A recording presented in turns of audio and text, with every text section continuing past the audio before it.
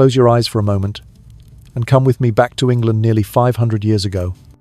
On a summer night in 1553, over the sky of London, thick black clouds spread, not a single star flickering.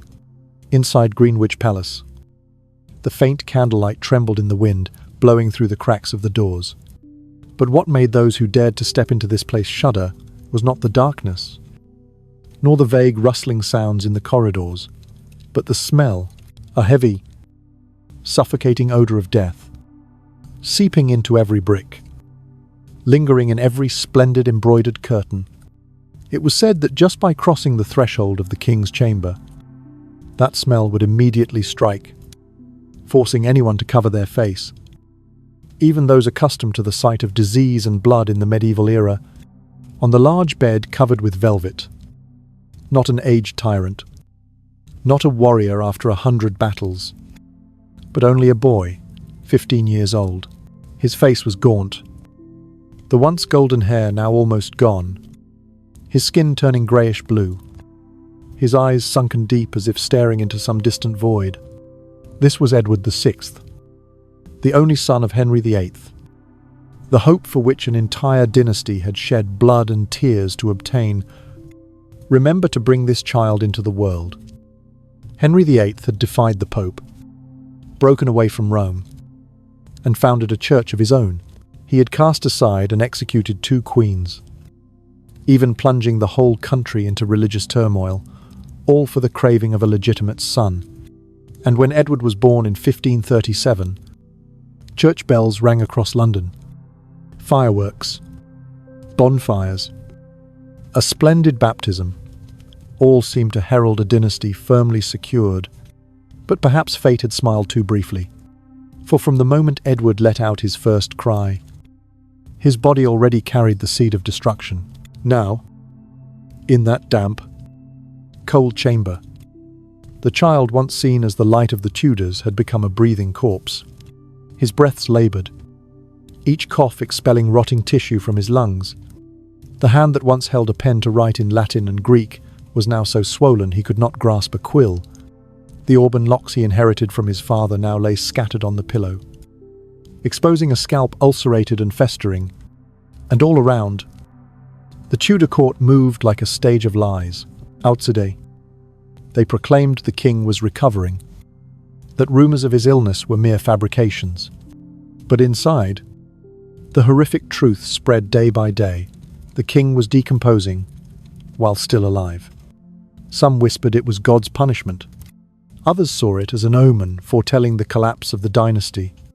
But whatever the explanation, none could deny the death of Edward VI was not just the death of a person, but a mirror reflecting the decay of an entire dynasty.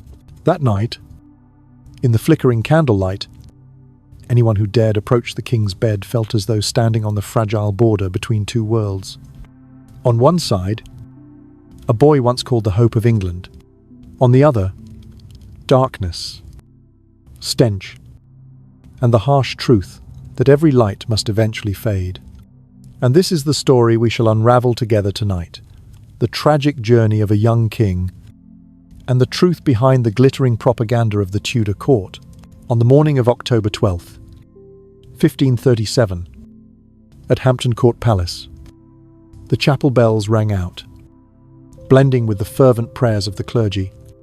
After more than 30 hours of painful labour, Queen Jane Seymour, the 3rd wife of Henry VIII, finally gave birth to a boy. That tiny red infant was what all of England had awaited for nearly 3 decades. A legitimate heir, a prince who could carry on the Tudor bloodline. The news spread like wildfire, from London to distant villages. People cheered, bonfires blazed on the hills, and wine poured from public fountains. It was said that Henry VIII wept with joy, a rare sight for a king, often known as stern and ruthless. He believed that at last, the dynasty for which he had traded both blood and tears now had a firm foundation. But joy had little time to flourish before darkness crept in. Jane Seymour, the young mother, frail after the exhausting birth, contracted puerperal fever. Only 12 days later, She died, leaving Henry VIII in a tragic paradox. He had gained the long-desired son, yet lost the wife he once regarded as the only one truly devoted to him. The palace, which had just shone with the splendor of a magnificent baptism, now sank beneath grey mourning veils. People began to whisper, "A child born between blood and death must surely carry an ominous destiny." Those murmurs, at first only hushed voices in the dark, gradually became a shadow clouding Edward's life. Henry VIII, obsessed with protecting his son, turned Edward into a living treasure. The young prince's chamber was scrubbed with vinegar daily. Servants had to wash their hands in rosewater before touching the cradle. Food was inspected 3 times before it reached the boy's lips. The walls were washed with lime water every week to ward off disease. Yet this excessive protection, instead of ensuring safety, unwittingly stripped the child of his natural resistance. Edward grew up inside a crystal cage, dazzling, radiant, but frighteningly fragile. From just a few years old, the young prince suffered long fevers, shortness of breath, and digestive disorders. There were days he could not rise from bed, his body covered in rashes, while the physicians could do little more than pray and try every strange remedy of the age. Outside, the people still sang of a strong, vigorous future king. But inside the palace, the truth was that the boy often lay in silence, his eyes glazed, as if he no longer had the strength to resist the world. For Henry VIII, Edward was not an ordinary child. He was proof of power, of Tudor blood, and so the boy was raised as a symbol rather than as a person. But in the shadows of closed chambers, with the scent of fumigations and the murmur of constant prayers, a destiny was quietly taking shape. The child born amid fireworks and his mother's death would one day become the embodiment of the fragility and decay of an entire dynasty. In the early years of Edward's life, on the surface, it seemed he was wrapped in velvet and power. He was the golden child of all England. Every step, every breath, was cherished by the court as a treasure. But behind the gleaming stone walls of Hampton Court or Greenwich, a frightening truth was taking shape. The body of the young prince had never truly been healthy. In the year 1541, when he was only 4 years old, Edward was struck by a violent fever. Chronicles call it quartan fever. Perhaps it was a form of malaria, but for the boy's fragile body, it was like a battle for survival. The prince lay bedridden for weeks. His breathing laboured, cold sweat soaking him, while Henry VIII flew into a furious rage. The king dismissed countless physicians, even threatening to behead those who could not save his son. Edward survived, but from then on, people noticed he no longer had the vitality he once did. Games that other children enjoyed, riding, archery, ball play, were dreadful challenges for Edward. Just a few minutes of activity left him exhausted, face pale, sweat pouring down as though he had run a marathon. His tutors had to shorten lessons, as he often coughed until he could not breathe, or fainted from exhaustion. Outside, the Tudor court worked tirelessly to preserve the image of a healthy, intelligent prince. Paintings of Edward always showed him fresh-faced, rosy-cheeked, his eyes bright with wisdom. In reports sent across Europe, envoys wrote of a boy fluent in Latin, speaking Greek with ease. Yet in their secret letters, they admitted Edward was frail, thin, pale to the point that even a light breeze made him tremble. Edward's chamber was kept obsessively clean. Each day, the walls were washed with lime water, the floors scrubbed with vinegar, and every object sterilized before being brought in. His food was tasted by 3 people before touching the prince's lips. Anyone wishing to approach had to wash their hands in rosewater and undergo careful health checks. What was thought to be protection in truth turned Edward into a child inside a sterile cage. He had no contact with the natural world. No chance for his immune system to grow stronger. Each time a germ managed to slip through the defenses, it immediately struck him down. By the age of 7 and 8, Edward had endured several severe illnesses, persistent coughs, rashes, body aches. At times, he could eat nothing but thin porridge, his teeth weak, his stomach in disorder. Harsh coughing fits through the night kept the entire palace awake. Yet even when burning with fever, Edward still held books. That boy, frail in body, possessed a precocious intellect. His tutors recorded that the prince had an extraordinary memory, an insatiable hunger for learning, and a deep passion for theology. Perhaps it was this very religious faith that gave Edward comfort, a child constantly aware of death's shadow hovering near. Outside, the people still cheered for England's bright future under a strong king. But in the silent chambers of the palace, loyal servants knew young Edward, the boy bearing the fate of a dynasty, was fighting each day just to breathe. And from then on, the cloud of destiny grew darker, foretelling a youth without peace and a death that would be anything but gentle. In January of 1547, when Henry VIII, the infamous King of England, breathed his last, the Tudor dynasty entered a historic moment. The whole nation sank into the tolling of funeral bells and the mournful sound of trumpets. And in that atmosphere, a child of only 9 years was placed upon the throne, becoming King Edward VI of England. On the day of coronation, Westminster Abbey blazed with candles and incense, nobles in cloaks embroidered with gold thread, bishops in splendid mitres, all fixed their eyes on the frail boy climbing the high platform. But behind that grandeur lay a truth few dared to admit. Edward was too weak to endure the ceremony. The crown, forged of heavy gold, when set upon his head, caused him intense pain. The clergy had to shorten the ritual, for the young king staggered, sweat pouring, his face pale.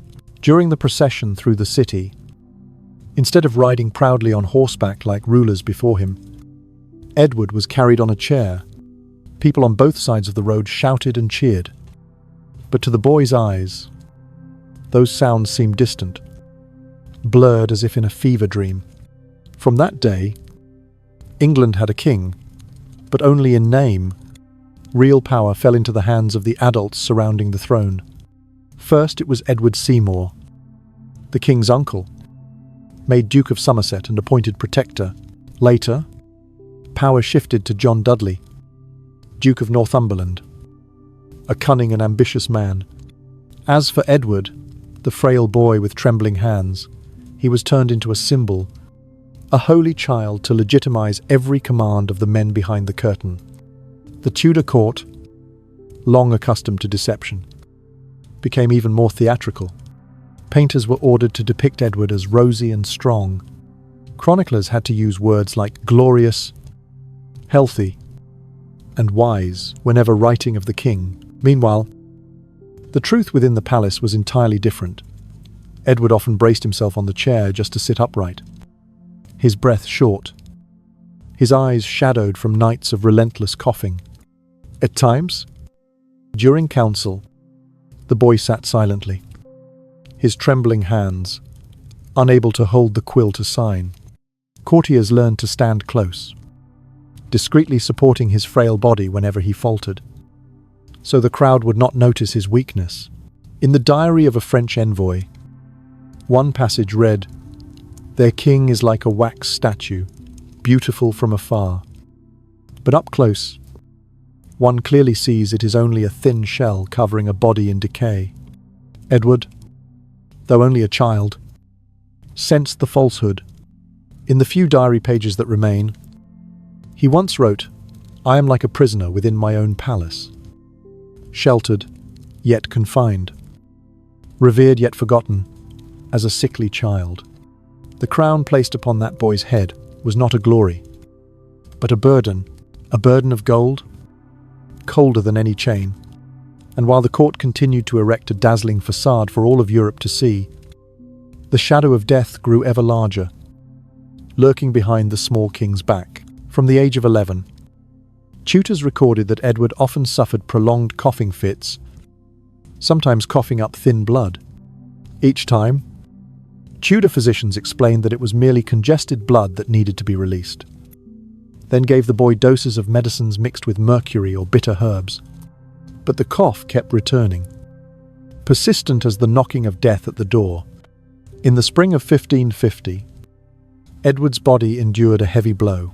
Chronicles recorded it as measles, though many later scholars believe it was smallpox. The young king's entire body broke out in pustules, his fever soaring to delirium for many days. The pustules burst, oozing fluid, leaving ugly pitted scars upon his fragile skin. After that illness, Edward's health declined rapidly. His joints swelled painfully, making it difficult to walk. The bloody cough worsened, each attack leaving the king so drained, he lay bedridden for weeks. Secret notes from an Italian envoy described, "When I came to the audience, I saw the king with a face pale as death, sunken eyes, a voice as faint as wind slipping by. They placed cushions around him to keep his posture upright, while his hands trembled so much he could not complete his signature." During those years, physicians tried every medieval treatment. They bled Edward, believing the removal of several pints of blood would rebalance the humours. They applied heated poultices to his chest to draw the evil vapours from his lungs. They gave him mixtures containing mercury, antimony, even arsenic. Substances we now know only worsened his condition. Yet Edward persevered. In the few diary entries that remain, the boy wrote with a trembling hand, "My body grows weaker, but my soul must stand firm for God and for England." Those words, both naive and tragic, reflected a child of only 13 or 14 who already sensed death drawing near. In the winter of 1552 to 1553, Edward's condition plunged into nightmare. Tuberculosis had consumed much of his lungs, turning them into sacks of pus. At times, those sacks burst, flooding his throat with foul fluid so that he vomited clots of blood and decayed tissue. The stench filling the room, dropsy swelled his body. His legs doubled in size. Skin stretched until it cracked and oozed. His fingers swelled so grotesquely that rings had to be cut away. Attendants recorded horrifying scenes. Each night they changed the bed linen several times, soaked with sweat, blood, pus, and other discharges. Some said the removed sheets looked like maps, blotched with dreadful dark stains. But outside, the nation still heard proclamations that the king was gradually recovering. The court turned the palace into a theatre of deceit portraits, showed Edward rosy and full of life. Foreign envoys were barred, allowed only fleeting glimpses of the faint figure beneath thick blankets. Behind that curtain, Edward was no longer a boy. He was a decaying body, still breathing, forced to linger day by day for political purposes. By early 1553, the swelling spread throughout his body. Edward's face puffed grotesquely, his eyes reduced to narrow slits. His fingernails turned black and fell away. His hair fell out completely, exposing a scalp mottled with ulcers. His teeth loosened and dropped one by one, leaving him nearly unable to eat. His voice, once ringing in Latin through the chapel, was reduced to broken whispers, cut short by blood and pus rising in his throat. In March and April of that year, attendants recalled Edward staring blankly at the ceiling, his eyes hollow, as though gazing through this world into another realm. The boy of 15, once hailed as the hope of the Tudor dynasty, was now only a pale shadow, a half-living, half-dead creature. The sounds in that chamber must have haunted all who heard them, racking coughs, retching gasps, groans, and the crackling of candles burning. As though counting down the final seconds of a brief reign, Edward was not merely a patient, He was a prisoner within his own body, and that body, once seen as the very embodiment of the dynasty, had turned traitor, delivering him hour by hour closer to death.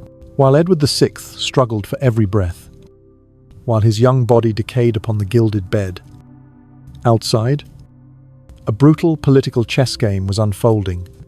The crown on Edward's head was no longer a symbol of power, but a rich prize for the powerful to seize. After the Duke of Somerset was cast aside, power fell into the hands of John Dudley, Duke of Northumberland. He understood all too well the death of Edward would mean the throne passing to Mary Tudor, Edward's half-sister, a devout Catholic, and if that came to pass, all of Dudley's efforts, along with the very future of the Reformation Edward supported, would collapse. Thus, while Edward gasped for life, Northumberland began to calculate. He worried not only for England's fate, but for his own survival and power. For Mary, Un's queen, would surely take vengeance on those who had opposed her. So, a bold plan was formed. Alter the line of succession. Under Northumberland's pressure, Edward, now little more than a pale husk, his hand swollen, was forced to sign a document called the Device for the Succession.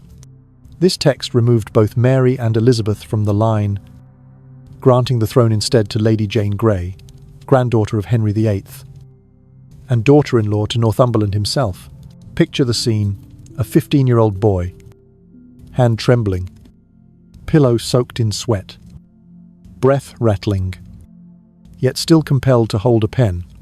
The nib touched the paper, the letters at first barely legible, then dissolving into unreadable scrawls. It was not the signature of a king, but the desperate trace of a dying body. The sick room became a silent battlefield. Courtiers, instead of praying for the king's recovery, whispered and argued who would take the throne when his last breath was gone. Some backed Mary as the legitimate daughter of Catherine of Aragon. Others leaned toward Elizabeth, admired for her wit and skill. But power tilted decisively toward Northumberland, ruthless enough to gamble an entire kingdom on political intrigue. In those final days, Edward was no longer the King of England. He was merely a pawn, a necessary name to legitimize a scheme. Outside, the people still heard the false proclamations that the king is improving, while inside, that small hand was forced to scrawl decisions that would alter the course of history. Thus, the deathbed at Greenwich bore witness not only to the disintegration of a body, but also to the birth of a conspiracy. A child lay dying, yet those around him could not release their ambition. It is said that, in his delirium, Edward often uttered prayers, "Lord, save the soul of England." But instead of a nation's soul, those around him saw only the throne, cold, gleaming, and soon to be empty. Edward VI, only 15 years old, no longer bore any trace of a healthy human form. His body was so swollen that his face became distorted, his eyes reduced to narrow slits, his legs bloated and leaking fluid. His hair had all fallen out, his scalp mottled with festering sores. His teeth dropped out one by one, leaving an ulcerated mouth so that he could swallow only spoonfuls of thin gruel. Each breath rasped with a wheeze. Carrying the stench of rotting lungs, servants recounted that to enter the room, they carried smouldering bundles of herbs. Yet even that could not mask the stench of decay from the king's body. Some nights they had to change the sheets 3 or 4 times, as blood, pus, and fluids seeped without cease. One shuddered and admitted. Each sheet, once removed, looked like some strange map, blotched with black, mottled, horrifying stains. As for Edward, the boy who once dreamed of a glorious reign, he was now nothing more than a breathing corpse, imprisoned within his decomposing body. His eyes were empty, often staring at the ceiling for hours, as though fixed on another world. At times, In delirium, he called out for his long-dead father. "Father, save me," or whispered prayers, "Lord, please end this pain." On the night of the 1st of July, sudden agony struck. The left side of Edward's face drooped, perhaps the sign of a stroke. His tongue swelled. His words reduced to incoherent murmurs. Yet his mind still lingered. His clouded eyes followed every movement in the room, sometimes releasing silent tears. The last 5 days were 5 days of hell. Blood began to seep from his gums, his nose, even from the corners of his eyes. Bruises spread across his skin. The boy once hailed as the hope of the Tudors had become a battered body, racked with unending pain. And then, on the morning of the 6th of July, 1553, after months of lingering torment, Edward breathed his last.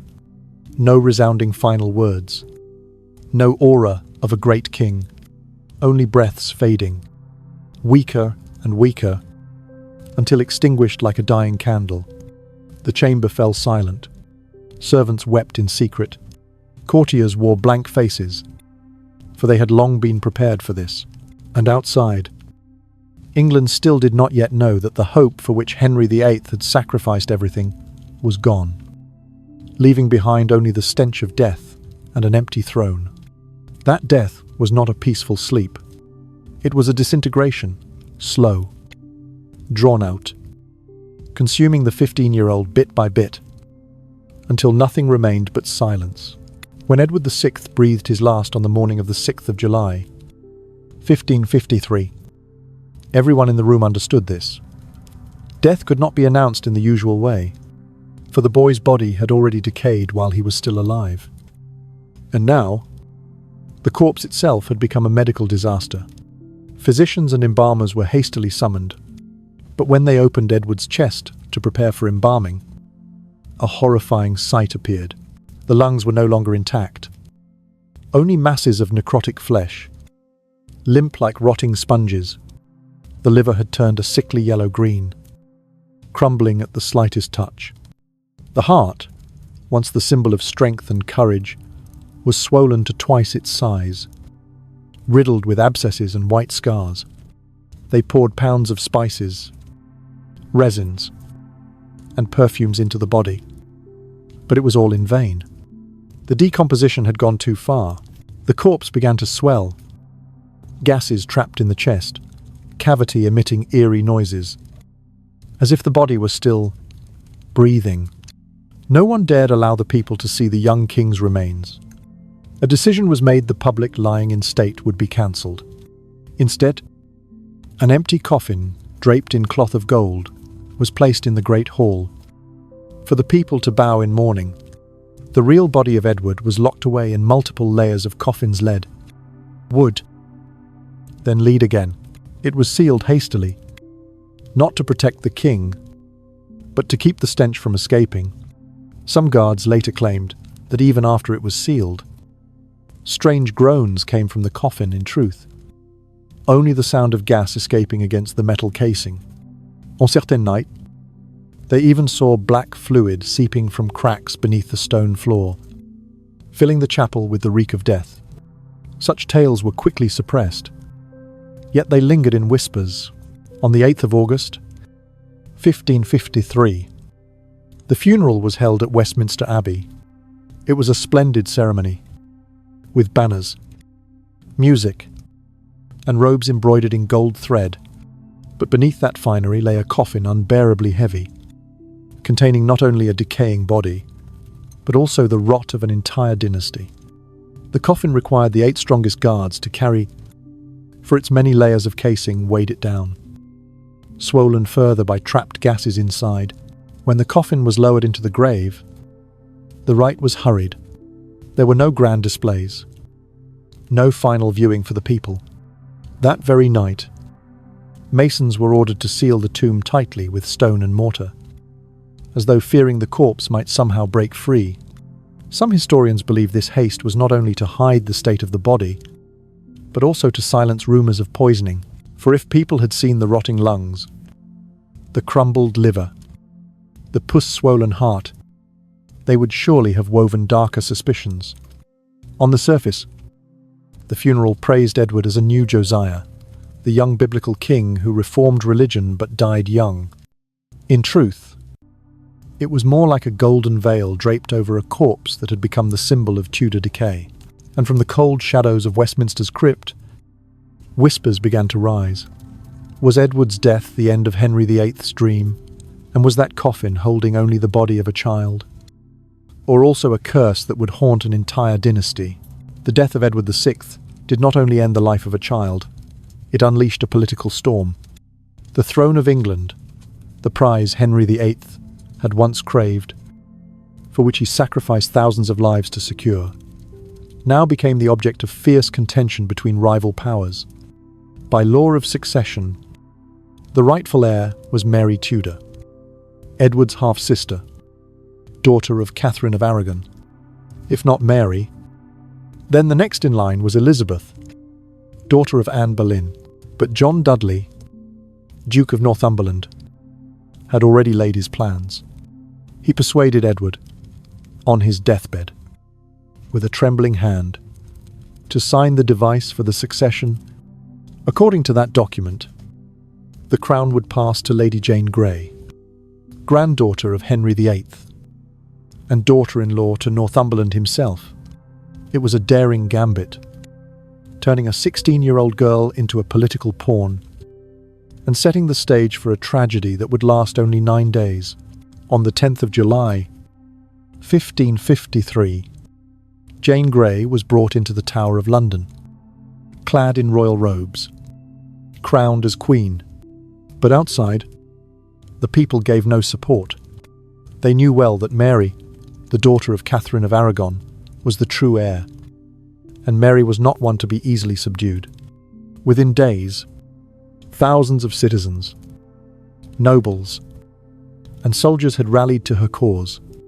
On the 19th of July, only 9 days after Jane's accession, the court reversed itself. Mary was proclaimed Queen of England, Lady Jane Grey. From reluctant queen, became a prisoner in the Tower. John Dudley, architect of the scheme, was executed for treason. But Mary did not stop there. With unshakable devotion to Catholicism, she overturned all the reforms Edward had advanced. Protestant churches were shut, English Bibles consigned to flames, and dissenters sent to the stake. The name Bloody Mary carved itself into history. Thus, the rot within Edward's body became blood spilled upon the streets of London.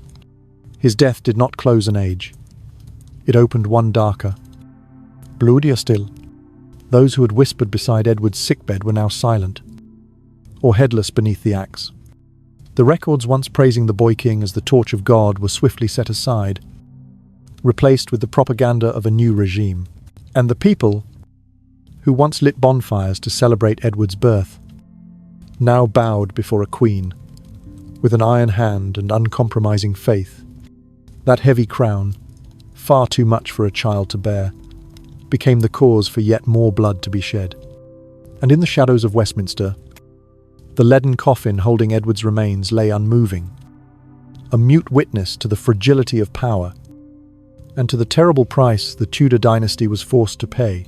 When the coffin of Edward VI was sealed in layer upon layer of lead and wood, Tudor history closed, a chapter steeped in the stench of death. But in truth, the death of the 15-year-old boy was not merely the tragedy of a single life. It was the symbol of the decay of an entire dynasty. Henry VIII had craved a son so desperately that he split the church, shed blood, executed his wives, and shook all of Europe. And in the end, the fruit of that obsession was Edward, a frail, sickly child, turned into a political symbol, and dying in such agony that his body rotted even as he still breathed. The truth of that death was hidden. The court staged portraits of Edward as rosy and noble, while the reality was a battered body, ulcerated, bleeding and oozing pus. The image of a youthful, healthy, intelligent king, it was all theatre. masking a terrible truth. And if we look deeper, we see a haunting parallel. Edward's organs failed one by one. Lungs, liver, heart, kidneys. Just as the institutions of the Tudor state cracked beneath ambition, religious division, and endless bloodshed. As the boy's body swelled and decayed, so too the Tudor dynasty revealed fractures that could not be healed. After Edward's death, England plunged into bloodshed. Mary took the throne, overturned the Reformation, and raised the stake fires that consumed hundreds of Protestants. Then Elizabeth I, with brilliance and ruthlessness of another kind, prolonged the dynasty through calculation and iron will. Yet no matter how long it lasted, one truth lingered. The Tudor monarchy was never as secure as Henry VIII had imagined. It was fragile, feeble, and reeking of death. Like the body of the son he once believed would guarantee immortality. To this day, Edward VI's tomb at Westminster Abbey remains sealed, never opened. Scholars have long wished to exhume it. To learn the truth, was Edward afflicted with hereditary disease? Did he die of tuberculosis, compounded by kidney failure? Or was there something even more dreadful? Yet the Crown and the Church of England have always refused. Perhaps they fear that, if that coffin were opened, the truth might unravel the very memory England has so carefully built. Perhaps it need not be opened at all, for the letters, diaries, and reports of servants, doctors, and envoys are enough to show us the death of Edward VI was not a peaceful passing, but a biological nightmare, a living disintegration, turning a child into a grotesque symbol of the fragility of power. And thus, the story ends not with a heroic anthem, but with a sigh the throne Henry VIII craved so desperately, in the end, yielded only a breathing corpse and a rotting legacy that will forever haunt Tudor history. When Edward VI breathed his last on the stifling morning of the 6th of July, 1553, the church bells did not immediately toll. His death was kept secret for days, not out of mourning for a 15-year-old boy who had died in agony, but to give the powerful time to prepare their next move. John Dudley, Duke of Northumberland, knew that if the news were made public too soon, Mary Tudor would at once be hailed as the rightful queen, and so he set in motion the plan long prepared to place Lady Jane Grey, his daughter-in-law, upon the throne on the 10th of July, 1553. Only 4 days after Edward's death, Jane Grey was brought into the Tower of London, a girl of barely 16, with a tender face and wide blue eyes, was dressed in royal robes and crowned with the heavy diadem. She was proclaimed Jane, Queen of England. Yet outside, the mood was entirely different. The people stood in silence, few cheering, few bowing, for in their hearts, the true heir was still Mary, daughter of Catherine of Aragon, bearer of legitimate blood, long cast aside, yet never forgotten. Jane Grey, the 9 days queen, was in truth nothing more than a pawn, used, coerced, and manipulated by her parents, her husband, and Northumberland. It is said that when told she was chosen as queen, Jane wept, declaring she did not desire the crown, but destiny gave no choice to a 16-year-old girl. While Jane sat uneasily upon the throne, Mary had already begun her march. She left her refuge and called her loyal supporters, and astonishingly, within days, a wave of support for Mary swept across England. Nobles, clergy, peasants, all rallied beneath her Catholic banner. On the 19th of July, just 9 days after Jane's accession, the tide of history turned. The Privy Council proclaimed Mary the rightful queen. The church bells rang, this time not to mourn Edward, but to welcome Mary Tudor, who would enter history with the name Bloody Mary. Lady Jane Grey was swiftly overthrown. From the splendour of the throne, She fell into the darkness of the tower, and in less than 7 months, the executioner's sword fell upon the fate of that 16-year-old girl, making her a tragic emblem of the shortest reign in English history. The death of Edward did not merely open the stench of rot in a leaden coffin, it opened the stage for a political tragedy, the English throne. One with so much blood and sacrifice had become nothing more than a chessboard, where the ambitious moved their pawns, frail, young, and powerless. On the 19th of July, 1553, as the church bells rang over the skies of London, the people finally breathed in relief. Mary Tudor, the legitimate daughter of Henry VIII and Catherine of Aragon, was at last proclaimed Queen of England, after years of being cast aside. After long days of being treated as an outcast, Mary now stepped into the light, in the cheers and even the tears of her loyal subjects. In that moment, many believed history would turn a new page, one of peace. After the wretched death of Edward VI and the fleeting drama of Lady Jane Grey, but what followed was bloodier and more tragic still. Mary was a woman deeply scarred, cast off by her own father, Henry VIII, stripped of her title as princess, forced to acknowledge that her mother, Catherine, had never truly been the king's lawful wife. Through those bitter years, Mary clung to one thing alone, her Catholic faith, and when she ascended the throne, that faith became a sword. Mary believed her mission was to return England to the Church of Rome, to erase every reform left by Henry VIII and Edward VI. Protestant churches were closed, English Bibles were burned, and those who dared resist, pastors, believers, were sent to the flames. In only a few short years, more than 300 souls were burned alive in England.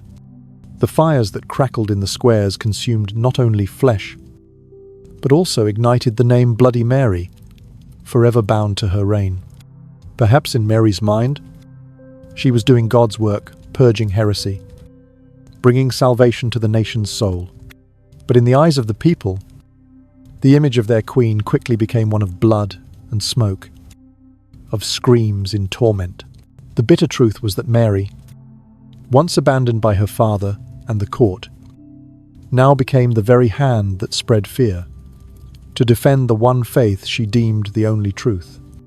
And the throne Henry VIII once dreamed would secure a glorious dynasty, brought instead blood, fire, and the cries of the condemned. In the darkness of Westminster, Edward's leaden coffin still lay sealed, silent, reeking of death. On the throne, Mary Tudor sat, clutching the cross, her eyes fixed on Rome, while her feet stood upon the blood of her own people. A dynasty built not on strength, but on suffering, a crown that brought not light, but only illuminated deeper shadows. While Mary Tudor sat upon the throne, shaking all of England with blood and fire, a silent shadow watched from behind Elizabeth, daughter of Henry VIII and Anne Boleyn. From childhood, Elizabeth had understood the fragility of power. Her mother, Anne Boleyn, had once been lifted to the heavens, only to be sent to the scaffold in an instant. Elizabeth was stripped of her title as princess, branded the bastard daughter, and grew up in an atmosphere of suspicion and constant caution. When Mary ascended the throne, Elizabeth became a dangerous card, for among the people, many still saw her as a hope, an alternative to the Catholic Queen. Mary knew it well, and her eyes of suspicion were always fixed on Elizabeth.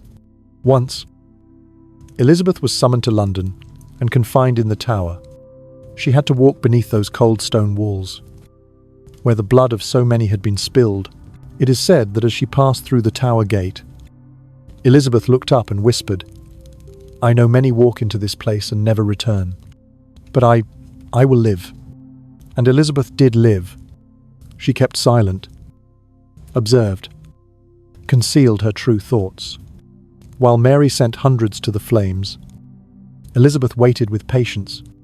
Then opportunity came. Mary married Philip II of Spain. But the union brought no heir. Mary's body weakened. Illness tormented her, and when she breathed her last in 1558, the throne of England once again stood empty. Elizabeth, once a faint shadow, stepped into the light. She was crowned in a grand coronation, and the people rejoiced as if a new age had been born. In their eyes, Elizabeth was the perfect opposite of Mary youthful. Intelligent, skillful, unbound by extreme religious obsessions. And indeed it was so. Elizabeth's reign opened what came to be called the Golden Age, the triumph over the Spanish Armada, the flourishing of literature with Shakespeare, and the enduring image of the Virgin Queen, strong, untouchable. But let us not forget, that light only shone forth from the darkness before it. It was those years under Mary's shadow, those years of blood and fire, that forged Elizabeth, a woman who understood the value of silence, of patience, and the art of power. The leaden coffin of Edward still lay deep in Westminster, a relic of decay. The name Bloody Mary still carried the smoke of the stake. And now, Elizabeth I, once a child deemed worthless, rose to make herself a legend. A new chapter for England began, not with the stench of death, not with the pyres, but with the subtlety and will of a woman who had lived her whole life beneath the shadow of death. When we look back at the chain of tragedies of the Tudor dynasty, from Edward VI to Mary, then Elizabeth, we come to a cold truth: power, which seems eternal, is as fragile as a single breath. Edward, the son for whom Henry VIII sacrificed everything, died at only 15, his body decaying upon his bed. The throne he sat on was not glory, but shackles, turning him into a breathing corpse, serving the ambitions of others. After Edward, Mary ascended, the legitimate heir, yet legitimacy became blood, became the pyres and the screams in the night. Mary, once a wounded soul, became the symbol of vengeance and extremity. History remembers her with a chilling name, Bloody Mary. Then Elizabeth, the daughter once dismissed as bastard, who had lived beneath the shadow of death, finally took the throne, opening the Golden Age. From shadow, she became light. From scorn, she became legend. 3 fates, 3 lives. Yet all reflect one truth. The crown does not grant immortality. It only exposes the frailty of the body, the cruelty of politics, and the hidden conflicts of the human heart. Edward, Mary, Elizabeth, each with their own end. But if you close your eyes and listen to the wind through the cold stone halls of Westminster, you will feel it all power. Every crown, every throne, in the end, is only darkness, the stench of death, and stories whispered through the night. And now, as you have journeyed with me through this tale, let your mind gently close. Breathe in deeply, breathe out softly, and let the story of the Tudors fade into sleep. For out there, though dynasties may fall and history may run with blood, here where you lie, there is only the peace of the night and the gentle rhythm of your own breath. My dear friend, we have travelled a long path, from the cry of Edward VI, born amidst fireworks and his mother's death, to his agonising end, and the throne passing to Jane Grey, Mary Tudor, and at last Elizabeth I. Behind each crown lay not brilliance, but tragedy, a boy rotting while still alive, a queen who shed blood in the name of faith, and a girl who rose from the shadows to become a legend. The Tudors, a dynasty thought unbreakable, was only a mirror reflecting the fragility of human life. Henry VIII gambled a kingdom for a son, but fate gave him a king who died young.